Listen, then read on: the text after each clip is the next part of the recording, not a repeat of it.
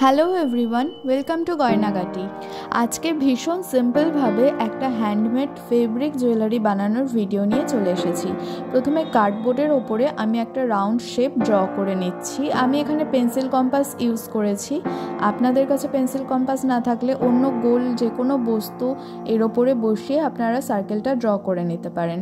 তারপরে সার্কেলের শেপে আমি ফার্স্টে এটাকে কাট করে নিচ্ছি।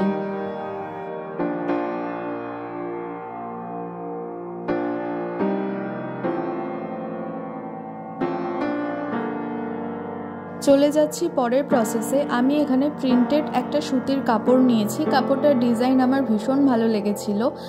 আপনারাও যে কোনো প্রিন্টেড সুতির কাপড় এখানে ইউজ করে নিতে পারেন, তবে চেষ্টা করবেন কাপড়টা যাতে সুতিরই থাকে। সুতির কাপড়ের ওপরে কাজ করলে কাজটা খুব সুন্দর হয়। প্রথমে আমি আঠা অ্যাপ্লাই করে নিয়েছি, তার উপরে আমি কার্ডবোর্ডটাকে বসিয়ে নিয়েছি। এবারে আমি সাইড থেকে অতিরিক্ত যে কাপড়ের টুকরোগুলো রয়েছে সেগুলোকে কেটে বাদ দিয়ে দিচ্ছি। খুব বেশি বড় বা অতিরিক্ত কাপড় রাখার দরকার নেই, তাহলে কাজের সমস্যা হতে পারে। সেই জন্য আমি ছোট করে নেওয়াই প্রেফার করি। ছোট করে নেওয়ার পর সাইডের যে অংশগুলো রয়েছে তাতে এইভাবে ছোট ছোট কাটস করে নিচ্ছি। এইভাবে কাটস করে নিলে আমার কাজের সুবিধা হয়। আপনারা চাইলে এই স্টেপটাকে স্কিপ করতে পারেন।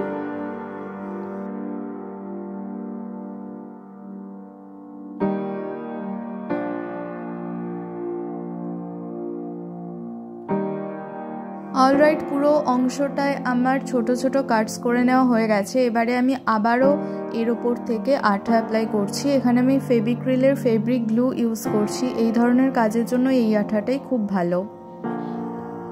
কাটস করে নেওয়া অংশগুলোতে আঠা অ্যাপ্লাই করে সেগুলোকে এক এক করে আমি এইভাবে ফোল্ড করে নিচ্ছি। আপনাদের প্রথমেই বললাম আপনারা চাইলে কাটস না করতে পারেন, সেক্ষেত্রে অল্প অল্পভাবে আঠা ইউজ করবেন এবং ফোল্ড করে নেবেন। কিন্তু তাতে কাপড়টা এবড়ো খেবড়ো হয়ে থাকার সম্ভাবনা থাকে, কিন্তু কাটস করে নেওয়ার ফলে ফিনিশিংটা ভালো আসে। একই প্রিন্টেড কাপড় আমি আর একটা নিয়েছি, এটাকে ব্যাক সাইডে আমি অ্যাটাচ করব যাতে ফিনিশিংটা ভালো লাগে। মাপটা যেন একদম ঠিকঠাক থাকে সেই জন্য আমি বেসটাকে নিয়েই এটাকে কাট করে নিচ্ছি।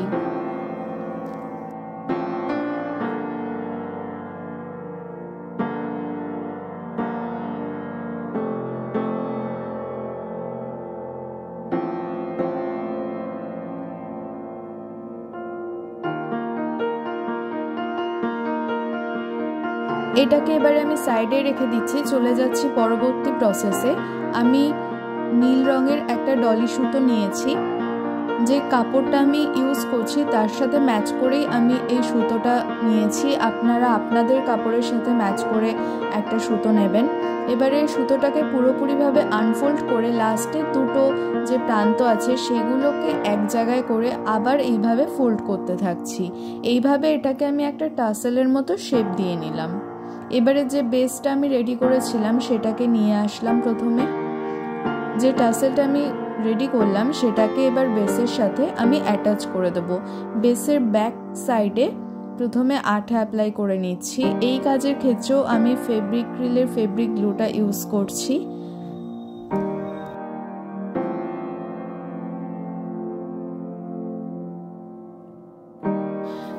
দুটো পয়েন্টে যেখানে আমি গ্লুটাকে অ্যাপ্লাই করলাম তার ওপর থেকে আমি এই টাসেলের প্রান্তগুলোকে বসিয়ে দিচ্ছি।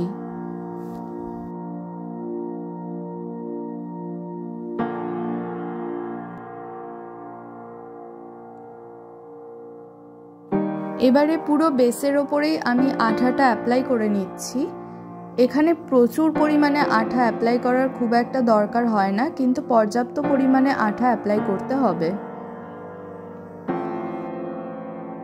আঠাটাকে আঙুলের সাহায্যে সব জায়গায় সমানভাবে স্প্রেড করে দিচ্ছি।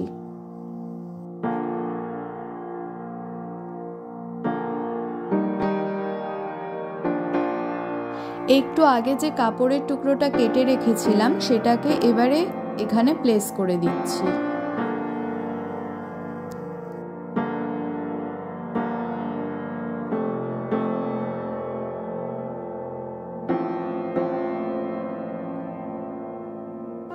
এবারে আমি একটা টুইস্টেড রোপ তৈরি করে নেব। এটা কিন্তু অপশনাল, তবে এই স্টেপটা করলে আপনার জুয়েলারিটা দেখতে আরও সুন্দর লাগবে। একই রঙের ডলি সুতো নিয়েছি, সেটা দুটো প্রান্তকে এক জায়গায় করে আঠা দিয়ে অ্যাটাচ করে নিয়ে একটা ভারী কিছু বা শক্ত কিছুর সাহায্যে এক জায়গায় করে রাখবো।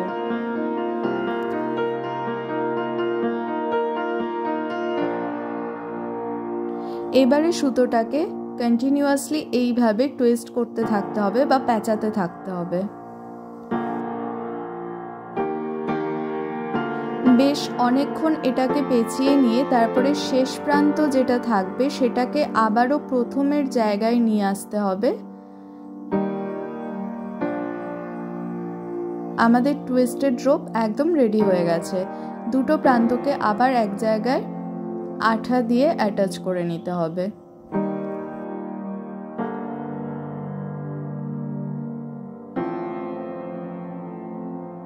যে বেসটা বানিয়েছিলাম তার ধারের দিকগুলো থেকে আমি এবারে আঠা অ্যাপ্লাই করছি। এই ক্ষেত্রেও কিন্তু আমি ফেব্রিক গ্লুটাই ইউজ করেছি।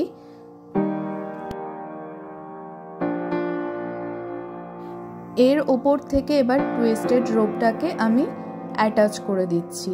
বেসিক্যালি এই টুইস্টেড রোপটাকে দিয়ে আমি একটা বর্ডার করে নিচ্ছি।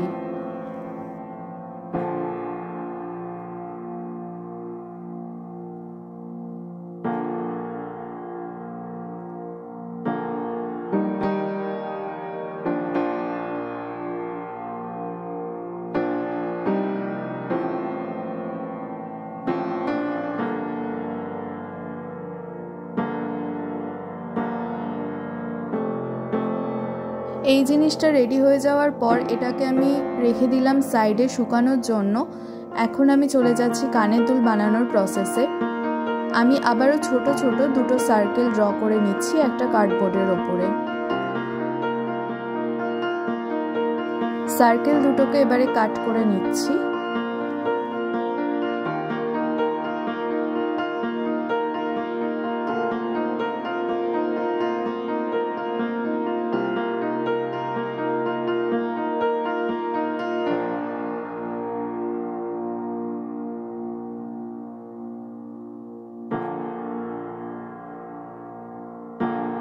দুটো সার্কেল আমি একইভাবে কাট করে নিয়েছি।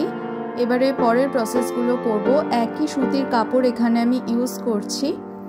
যেভাবে আমি গলার হারটা তৈরি করেছি একদম একই রকম প্রসেসে আমি কানের দুলের বেসটাকে তৈরি করে নিচ্ছি। প্রথমে প্রসেস একই আছে, শুধুমাত্র সাইজটা ছোট।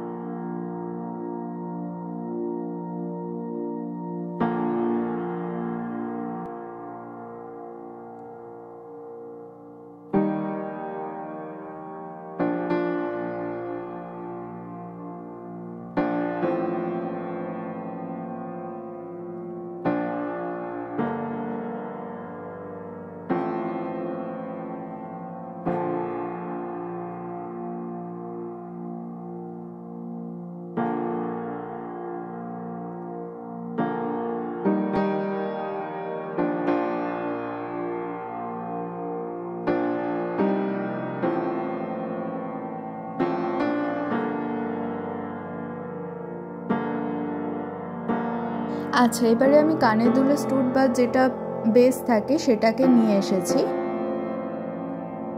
দুটো বেসের ফ্রন্টে আমার কাপড় অ্যাটাচ করা হয়ে গেছে। এবারে ব্যাক সাইডে আমি স্টুডটাকে অ্যাটাচ করে নেব। তার জন্য আমি আবারও কাপড়টাকে কেটে নিলাম।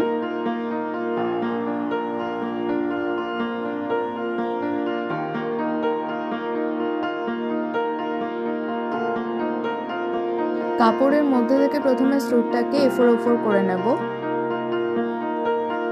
এবারে একটু আঠা আমি এখানে অ্যাপ্লাই করে নিচ্ছি। বেসটা যেটা বানিয়েছিলাম তার ব্যাক সাইডে আমি ভালো মতো আঠা অ্যাপ্লাই করে নিচ্ছি।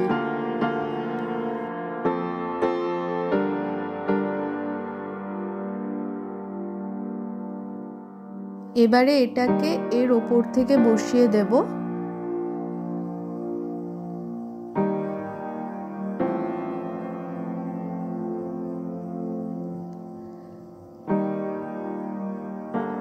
কাপড়ের অতিরিক্ত যে অংশটা বেরিয়ে রয়েছে সেটাকে এবারে আমি কাট করে নিচ্ছি।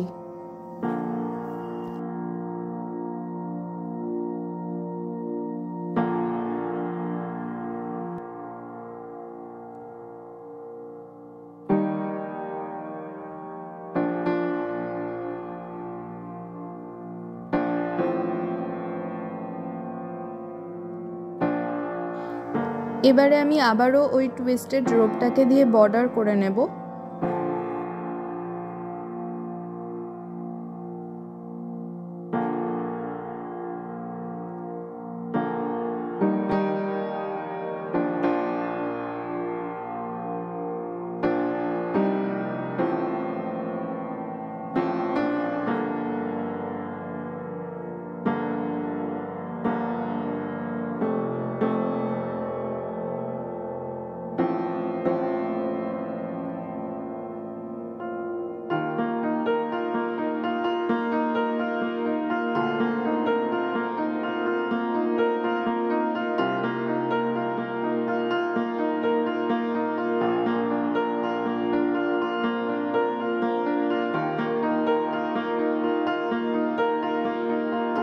জুয়েলারিটা বানানোর প্রসেস কমপ্লিট হয়ে গেলেও জুয়েলারিটা কিন্তু এখনো অবধি রেডি হয়নি।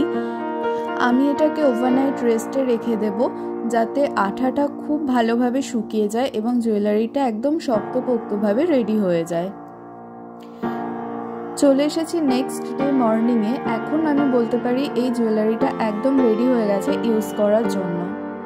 আজকের এই ভিডিওটা আপনাদের কেমন লাগলো আমাকে কমেন্ট করে জানাবেন। যদি ভালো লেগে থাকে তাহলে প্লিজ একটা লাইক করে দেবেন এবং আমার চ্যানেলে আজকে প্রথম এসে থাকলে চ্যানেলটাকে সাবস্ক্রাইব করে আমার পাশে থাকার অনুরোধ রইল। Stay safe, be creative. Tata.